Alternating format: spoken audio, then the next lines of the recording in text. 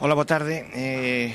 Son Xosé Vázquez Pintor. Estou, na cidade da Coruña, onde quero vos dicir que por primeira vez aos 9 anos vin o mar do mundo, que é o mar de Galicia.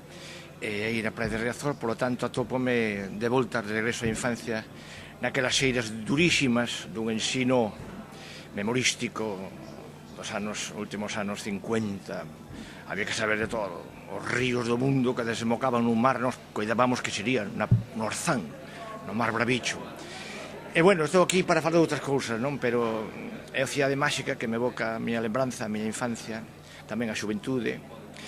E de cando en vez paseo por aquí, uriscando o paso orgulloso de Pondal, de Curros, como non. Ahora veño de estar con el aí, na pedra que a Sorei labrara para el.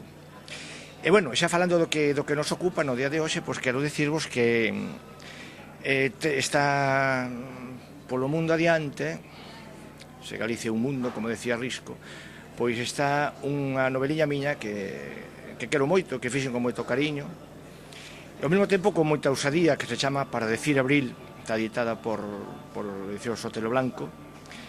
Estou na espera, en ese agardar permanente de saber que un non fixo desa ousadía o ridículo, non? O tema vai, como xa moitos de vos sabedes, de que aos meus 60 anos metinme en corpo e alma dunha mociña de 29, lesbiana, fixadevos o que aí pode sair, non? Un corpo masculino, abeirando a terceira idade, metido nos fragores, na lucidez que eu soñei para ela, con todo o cariño, neste mundo hostil para os diferentes, non? E, por outra banda, estou tamén noutra ousadía, non menor, que é falar do mundo da reencarnación nunha obra narrativa que se atreveu a editar Espiral Maior, poesía, da man de Miguel Anxo Ferrán Bello.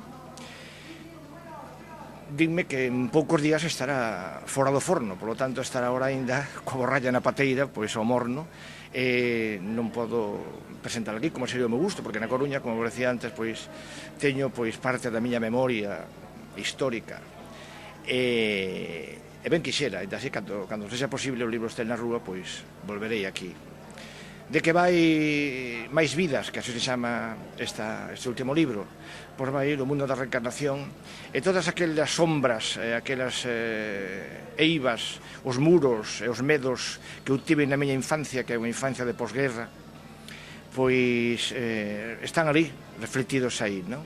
Dun xeito cómico, lúdico, referencial para min, pero para o lector vai pasar ben algúns capítulos, porque tentei masacrar o meu xeito, o xeito literario, todo aquilo que me embrullaba, non? E que me metía tanto pánico. É todo. Ata sempre.